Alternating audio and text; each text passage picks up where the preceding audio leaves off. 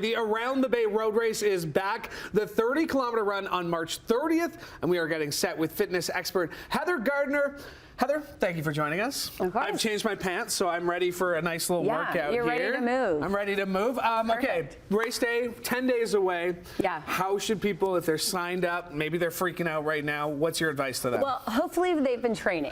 If you haven't been training, then you might be freaking out. It's a little bit more than somebody else, and at this point, you know, just getting some extra rest to make sure you're hydrating is kind of all you could do.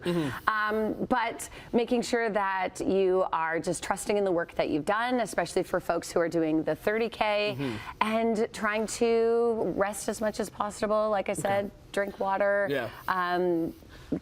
Play in your mind. Having that plan, yes, right? Exactly. Like I said, mentally, physically, you got to be there. Okay, come race day. What are some of your do's and don'ts? Of course. So typically you don't want to try things that are new. Okay. So for example, you just bought a pair of brand new running shoes and you haven't worn them at all.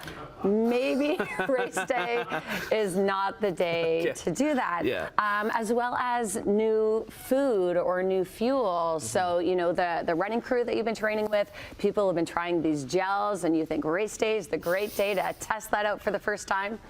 Probably not the best idea. So on that note, what is the best advice for fuel and hydrating come race day and leading up to race day? Yeah, so we definitely want to make sure before race day that we are not just drinking water, but also having drink that has different electrolytes in it. So there's so many different brands out there that people can figure out what works for them, but making sure that you are staying hydrated leading up to race day and just eating nutritious food that is food that you love and enjoy. The concept of carb loading, is that a thing with running? Is that, you know, there's lots of science that we see on both sides, and so just making sure that if you're choosing to carb load, what you're choosing to carb load with is food that you've had before, and of course we want to find joy in food, so things that you like. We talked about the mental aspect of it. What goes into the mental of running a 30-kilometer race, or even a 5 or a 10-kilometer race? Yeah, one of the things that I like to do before the race day is just think about how I want the race day to go. So you're lying in bed,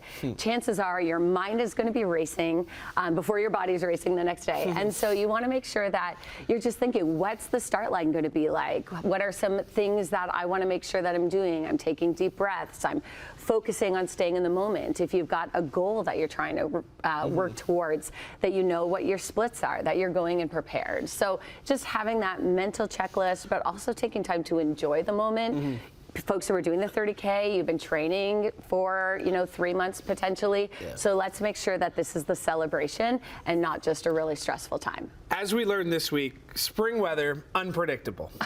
20 degrees yesterday, -5 overnight tomorrow. How can runners prepare for that kind of unpredictability? Well, that's the thing with this one race. So I've done this race more than 10 times, and I feel like every time I always end up wearing something totally different than I started the race with. So layering is certainly key, and making sure if it is cold that you're wearing gloves, you've got a hat on your head, things that you could take off, tie around your waist in case it does get really warm. Any other advice come race day?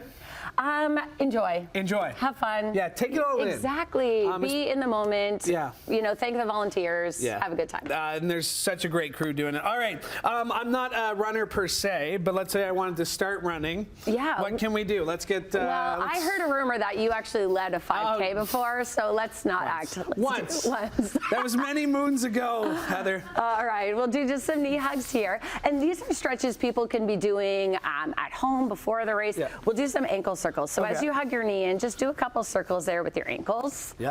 So people can do these at the start line. You know, this doesn't take up too much space. We're going to get into some calf raises next. So make sure you finish off both legs and then just come into some calf raises.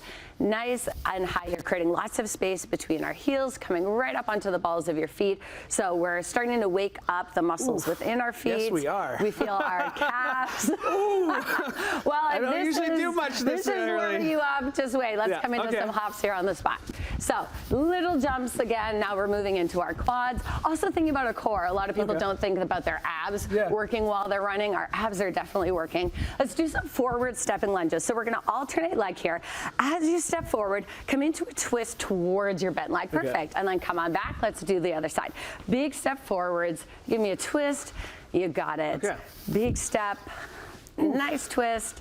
Think about those abs, those obliques, twist towards that bent leg. So if you're inspired by the Around the Bay race in a few days, warm-ups are important, but how would you recommend beginner runners? So for beginner runners, don't do the thing that I did. Instead, you want to do what Annette did when she did her first 5K race, and it's progress with an expert. Progress with an expert. All right, and luckily we have one here. All right, we're going to put more info up on our website, chch.com/morninglive.